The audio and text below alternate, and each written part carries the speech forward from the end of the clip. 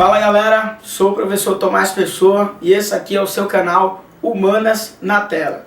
Seguinte, estou aqui hoje para fazer uma dica para vocês, para dar uma dica para vocês sobre geografia da população, um dos temas mais recorrentes da sua prova do Enem. Vamos falar sobre a composição da população brasileira. Vamos aí voltar um pouco na história. Se nós nos recorrermos ao início do século XX, você vai lembrar que em cerca de 1930, 75% da população brasileira ela vivia na zona rural, ou nas zonas rurais brasileiras. A partir do censo de 2010, nós verificamos que pelo menos 88% da população brasileira agora vive em zonas urbanas. Então, durante esse período, de 1930 até 2010, o Brasil passou por um intenso processo de urbanização. Na verdade, o processo de urbanização do Brasil, ele traz para a realidade da população brasileira grandes modificações.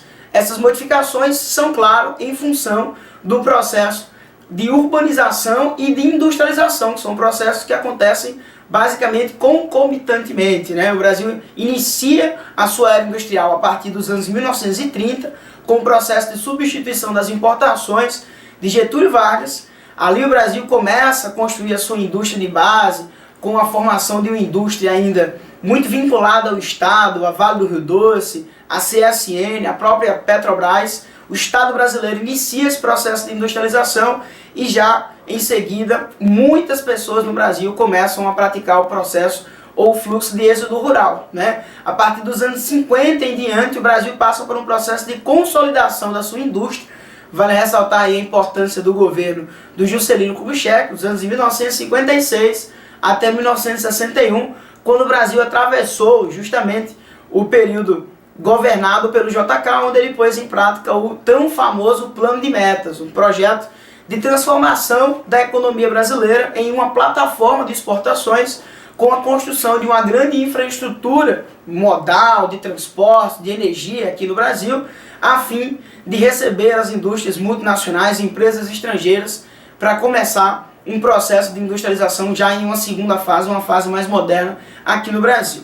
Acompanhando esse processo de urbanização, como eu acabei de falar, foram também acompanhando as migrações, os fluxos migratórios, principalmente de nordestinos em direção ao sudeste, principal área onde o processo de industrialização do Brasil começou e se deu, inclusive, de modo concentrado até os dias atuais. Cabe ressaltar os anos 70, a época do famoso milagre econômico brasileiro, o maior crescimento da história da economia brasileira, como sendo os anos em que marcamos aí pontualmente o momento em que o Brasil passaria a ser fatalmente e consolidadamente um país urbanizado.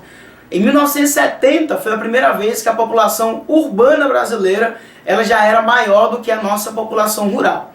E aí a dica de hoje vai passear basicamente sobre as mudanças comportamentais que a população brasileira teve em função desse processo de urbanização.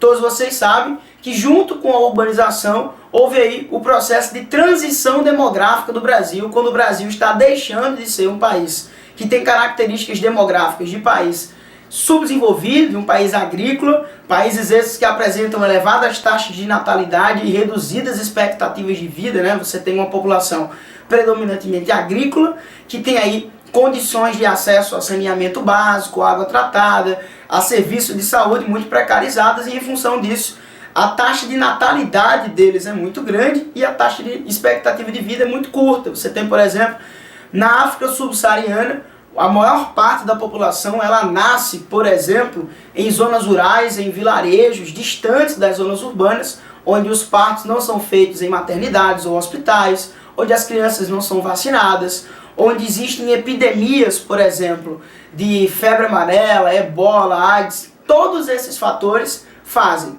não somente quanto a expectativa de vida seja muito curta nesses países, como também as taxas de natalidade sejam sempre elevadas. As famílias africanas ainda são tão numerosas como as famílias brasileiras eram antes do Brasil ser um país industrializado, tá?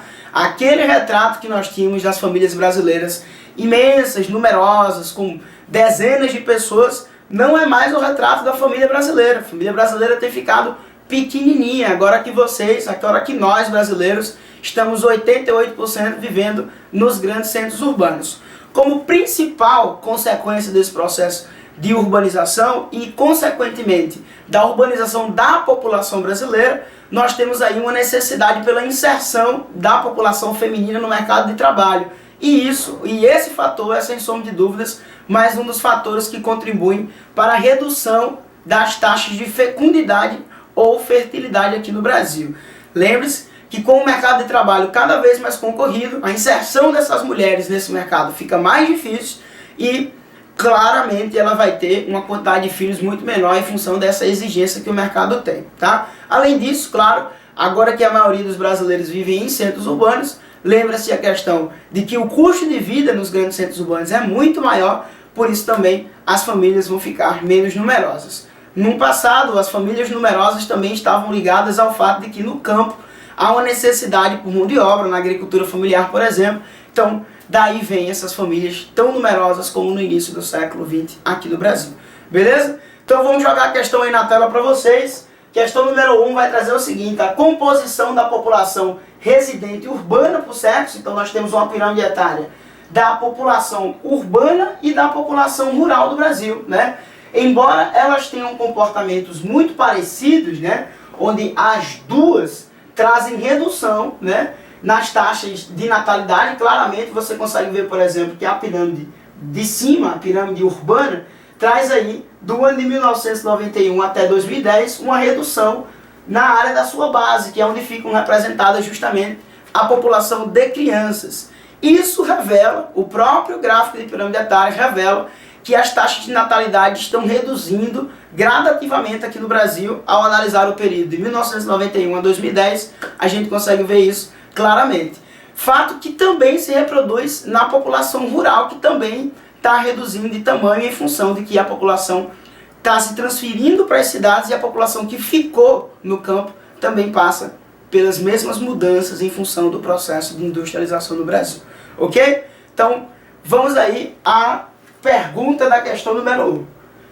O enunciado diz assim: a interpretação e a correlação das figuras sobre a dinâmica demográfica brasileira demonstram a nossa resposta verdadeira seria justamente a resposta de letra A, que diz que a população vai ter uma menor proporção de fecundidade na área urbana, como a gente tinha conversado.